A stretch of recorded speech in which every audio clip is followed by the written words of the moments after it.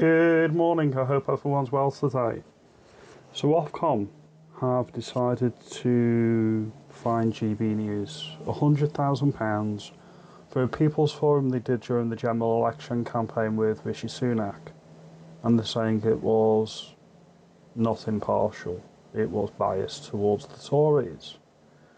What they neglect to tell you, or they don't factor into their consideration, is they did invite the Labour on to do the same thing, but the Labour Party refused to do it.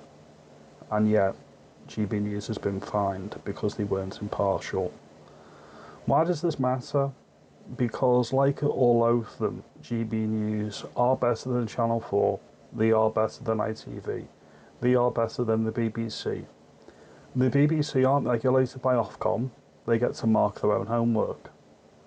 ITV allows Ed Balls to interview his wife, Mrs. Balls, regarding recent Home Office decisions, and Ofcom doesn't have a problem with that. That's not biased, that's not slanted a particular way. But if you're GB News, you get the firing squad, metaphorically speaking. It's appalling. Let's just call it what it is. GB News are always walking on eggshells, trying to please Ofcom.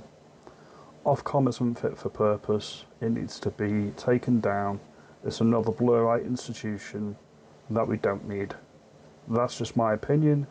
Your mileage may vary. They still have a few decent presenters on GB News. I think Nana Akua is really good. I think Doobs is really good at 6 o'clock. And I think that Leo Kurz is quite good as well. And Andrew Doyle. So they do have some good presenters on there, I have to admit. And Patrick Christie's can be good as well. Like the section this afternoon that I was watching on GB News with Doobs, they had this panellist on. He's called Charlie Downs. And he had some really lame leftist on. And it was like watching a shark, attacking a seal. It was so one-sided, and all he had to do is sit back and smile, which he did, and let the rabid leftist destroy himself, which is what he did. It was absolutely beautiful. So GB News do good work, okay.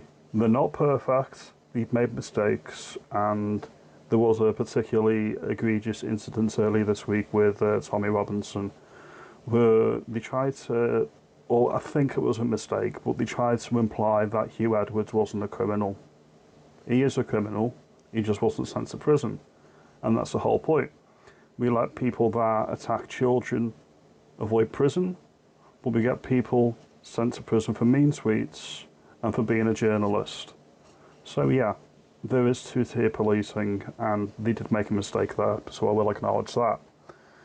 But there was also an incident about 2 or 3 months ago where they had one of their younger journalists called Charlie Peters.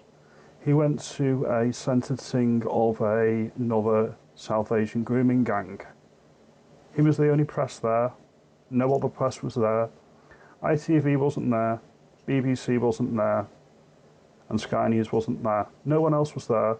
No one cares when white people, white girls, are abused by South Asian gangs. Okay? And at that particular trial, they even didn't let the witness give her full statements, and they retracted part of it. And Charlie Peters is the only journalist that reported on it.